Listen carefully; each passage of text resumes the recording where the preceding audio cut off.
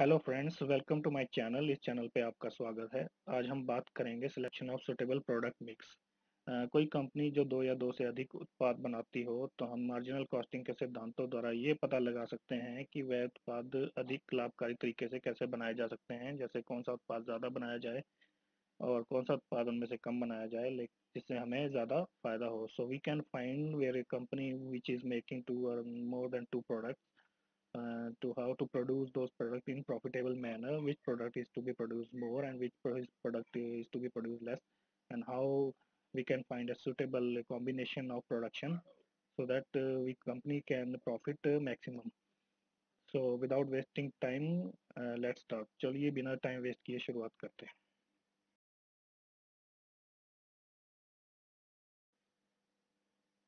Let's see A sample problem. एक उदाहरण देखते हैं। एक कंपनी जो कि प्लांटेशन एक्टिविटी में कार्यरत है, जिसके पास सिर्फ 300 हेक्टेयर का लैंड है, जिस पे तीन तरह के उत्पाद उगाए जाते हैं: चाय, कॉफ़ी और सेब।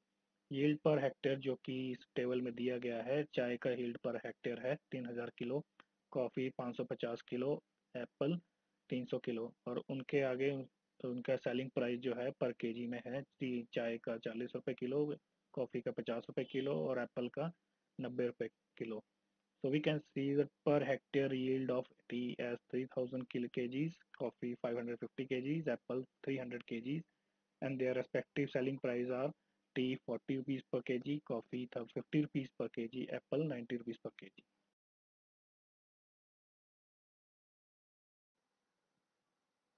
On the basis of behavior, the cost data can be divided into three parts. One is variable cost, another is semi-variable cost, and third one is fixed cost. तो बिहेवियर के बेसिस पे तीन type के cost data होते हैं। एक variable cost होता है, दूसरा सेमी वेरिएबल कॉस्ट होता है, तीसरा फिक्स कॉस्ट होता है। तो यहाँ क्वेश्चन में हमें दिया गया है अदर डेटा, जिसमें है एक वेरिएबल कॉस्ट और दूसरा है फिक्स कॉस्ट।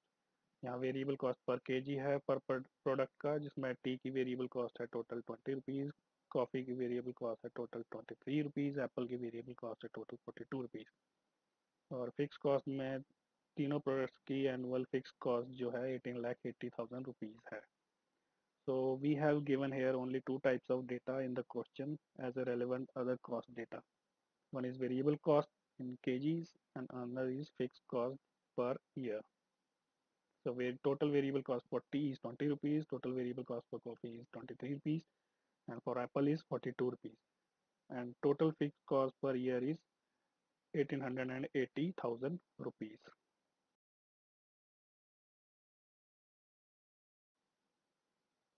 यहाँ प्रश्न में एक और शर्त है कि हमें तीनों ही उत्पाद उगाने हैं और टी के लिए 210 से ज़्यादा हेक्टेयर एरिया यूज़ नहीं कर सकते और 140 से कम नहीं यूज़ कर सकते। इसी तरह कॉफ़ी के लिए 70 हेक्टेयर से ज़्यादा यूज़ नहीं कर सकते और 40 हेक्टेयर से कम यूज़ नहीं कर सकते। और एप्पल के लिए 100 हेक्टेयर से ज़्यादा यूज़ नहीं कर सकते और 30 से कम यूज़ नहीं कर सकते।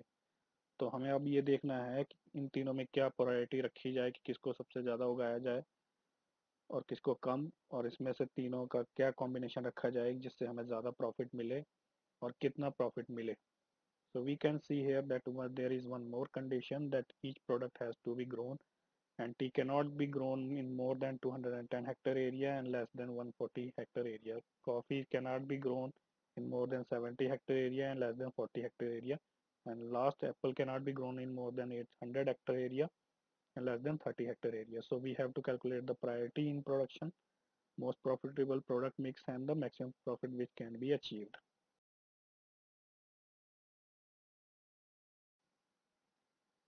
तो इस प्रॉब्लम को सॉल्व करने के लिए हमें क्या करना पड़ेगा? सबसे पहले हमें कंट्रीब्यूशन निकालनी पड़ेगी प्रोडक्ट की, पहले पर केजी के हिसाब से, फिर पर हेक्टेयर के हिसाब से। So what we have to do now for solving this problem is to calculate the contribution of each product per kg and then contribution per hectare.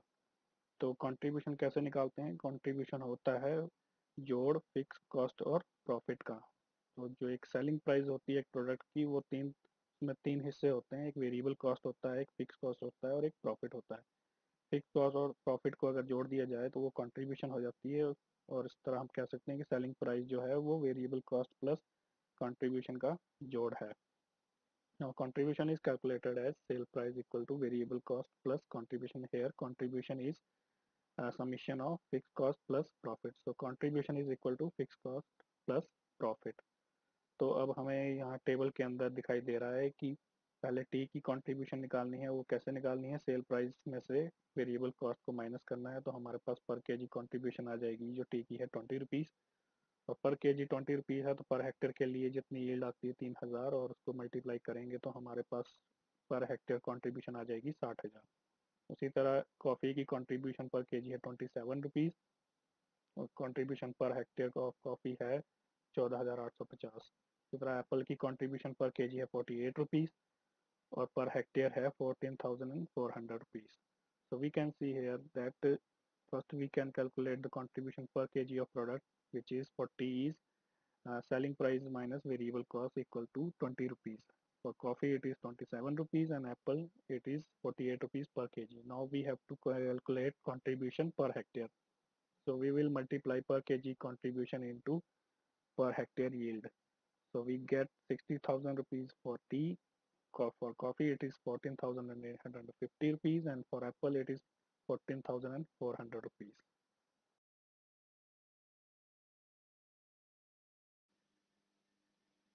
जैसा कि हमें पता लगा कि सबसे ज़्यादा जो प्रॉफिट है वो टी में है पर हेक्टेयर, उसके बाद कॉफ़ी में है, और तीसरा एप्पल में है। तो प्रॉफिटेबल ऑर्डर जो प्रोडक्ट का है एज पर मैक्सिमम कंट्रीब्यूशन वो है first T, second coffee and आखिरी में एप्पल। तो अब हम ऑप्टिमम प्रोडक्ट मिक्स निकालेंगे। वो कैसे निकालेंगे? क्योंकि टी हमारे पास सबसे प्रॉफिटेबल प्रोडक्ट है तो हम उसे मैक्सिमम एरिया देंगे जो है 210 हेक्टेयर, और पर हेक्टेयर जो है यील्ड है 3000 किलो है। तो टोटल प्रोडक्शन जो एप्पल की है टी की आएगी वो है एरिया इंटू यील्ड। तो हमारे पास प्रोडक्शन आ गई 6,30,000 किलो। उसके बाद एप्पल हमारे पास सबसे कम प्रॉफिटेबल प्रोडक्ट है, तो लेकिन उसको भी कम से कम एरिया 30 हेक्टर देना ही है, तो हम फिर एप्पल की टोटल प्रोडक्शन निकालेंगे जो कि हमें 30 हेक्टर एरिया में उगाना है, वो है 9,000 किलो। अब हमारे पास बचा कॉफ़ी। तो कॉफ़ी का एरिया अब हमारे पास बचता है 60 हेक्टेयर, जो कि टोटल 300 हेक्टेयर का ही पार्ट बन जाता है। और 60 हेक्टेयर का एरिया में हम कॉफ़ी उगाएंगे, पर हेक्टेयर यील्ड 550 है, तो टोटल प्रोडक्शन होगी 33,000 kilo. So we can see here that tea has the maximum profitability per hectare, so we will grow tea in the maximum area available, which is 210.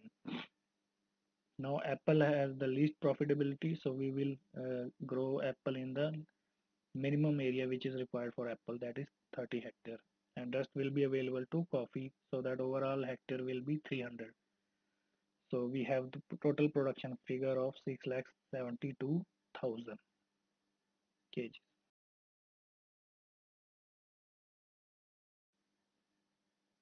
तो अभी हमने देखा कि optimum product mix कैसे तैयार करें। अब हम देखेंगे कि ऑप्टिमम प्रोडक्ट मिक्स से प्रॉफिट कैसे निकालें। तो हमारे पास है टोटल प्रोडक्शन की वैल्यू तीनों प्रोडक्ट की, उसके साथ ही हमारे पास है कंट्रीब्यूशन पर केजी में जो हम पीछे निकाल चुके हैं। तो टोटल कंट्रीब्यूशन हम निकालेंगे पर हर प्रोडक्ट की। टी की टोटल कंट्रीब्यूशन आएगी total production multiply by contribution पर केजी। तो हमारे पास है 1,26,00,000 रुपए टोटल कंट्रीब्यूशन टी की। एप्पल की टोटल कंट्रीब्यूशन है 4,32,000 रुपये, और कॉफ़ी की टोटल कंट्रीब्यूशन है प्रोडक्शन को मल्टीप्लाई किया कंट्रीब्यूशन पर केजी से, तो आ गया हमारे पास 8,91,000 रुपये। इन तीनों को जमा करेंगे तो हमारे पास तीनों प्रोडक्ट की टोटल कंट्रीब्यूशन आएगी 1,39,23,000 रुपये। अब हमारे पास टोटल कंट्रीब्यूशन है और हमारे पास टोटल फिक्स कॉस्ट भी है। तो अब हम टोटल कंट्रीब्यूशन में से टोटल फिक्स कॉस्ट को माइनस करेंगे तो हमारे पास प्रॉफिट आ जाएगा जो कि है 1,20,43,000 रुपये। Now, as we have seen that how to prepare the optimum product mix based on contribution, now we can calculate profit from the optimum product mix. So we have total production in kgs of each and every product. Also, we have contribution per kg as we have calculated earlier. Now we will calculate the total contribution of each product. So we will multiply total production into contribution per kg of product.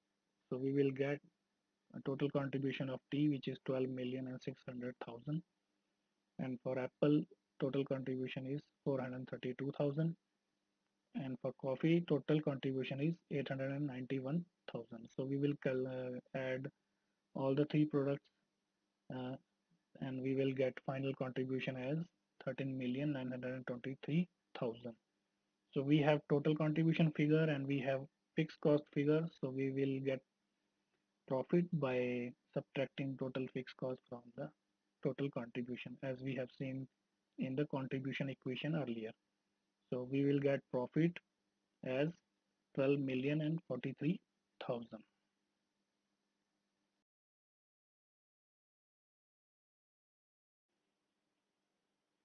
Thanks for watching. Please subscribe for viewing more such videos. Video देखने के लिए धन्यवाद। फिर मिलेंगे अगले video में।